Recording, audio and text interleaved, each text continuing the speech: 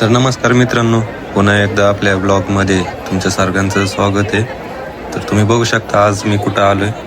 तर दौंड तालुक्यामध्ये पाटस गावामध्ये आपल्या पालखी आली होती संत तुकाराम महाराजांची.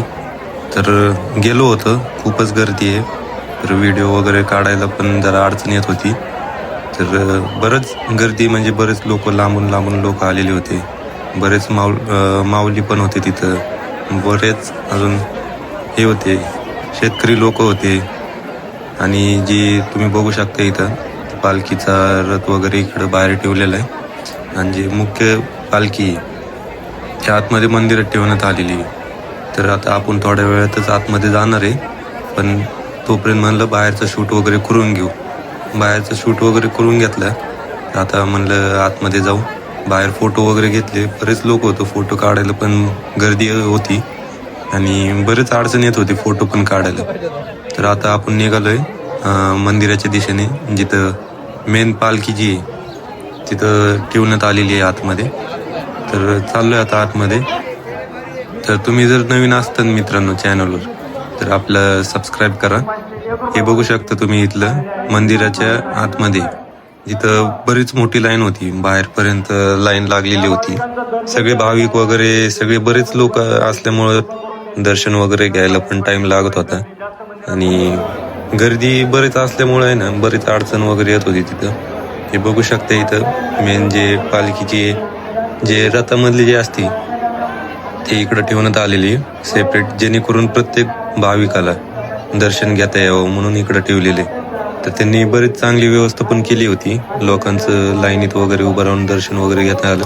तर आता बघू शकता पालखी आता निघालेली आहे, आता येते सगळ्यांनी म्हणजे पोलीस लोकांचं पण बरंच चांगला बंदोबस्त वगैरे होता तिथं. आणि 1 तासाच्या आसपास पालखी होती तिथं. आता टाइम वगैरे झालं, दर्शन पण सगळ्यांना व्यवस्थित भेटलं. आता पालखी पाटसून आता पुढं इकडं गाव आहे होंडवडी म्हणून, त्या साईडच्या दिशेने प्रस्थान होणार आहे तिचं. तर तुम्ही बघू शकता आता पालखीचं म्हणजे रथावर ठेवतो ना आपण, त्यासाठी तिकडं चाललेली आहे पालखी. तिथं ठेवणार आणि तिथून मग पुढच्या दिशेने तिचं प्रस्थान होणार आहे. बरेच गर्दी होती, तरी लोकांचं दर्शन वगैरे राहिलं होतं. काही जणांचं दर्शन वगैरे घेत होते लोक.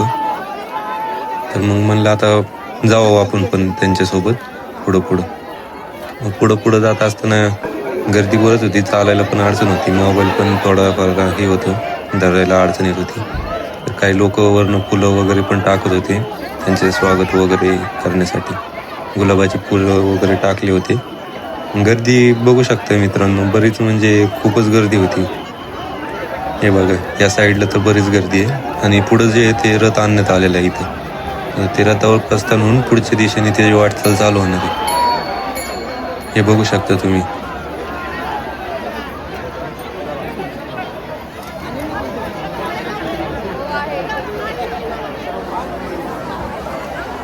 सगळे माऊली वारकरी वगैरे सगळे होते इथं. आता रथ निघालेले पुढच्या दिशेने, बैलजोडी वगैरे पण तयार आहे, सगळे निघालेले. आता पुढच्या उंडवडी पण गाव आहे आणि पुढं घाट पण मोठा आहे. तर तिथं ते घाटात चढायला पण बैलजोडे बरंच लागतात तिथं. हे बघू शकता तुम्ही, सगळे लोक वगैरे पालखीच्या सोबत चालले तिथं. रथ गेलेलं आहे पुढं आता. तर तुम्ही जर नवीन असतात मित्रांनो चॅनलवर, तर आपलं सबस्क्राईब करा, लाईक करा, कमेंट वगैरे करा. आपले नवीन अपडेट आपले याच चॅनलवर पडणार आहे. आपलं ओरिजिनल अकाउंट हेच आहे. धन्यवाद.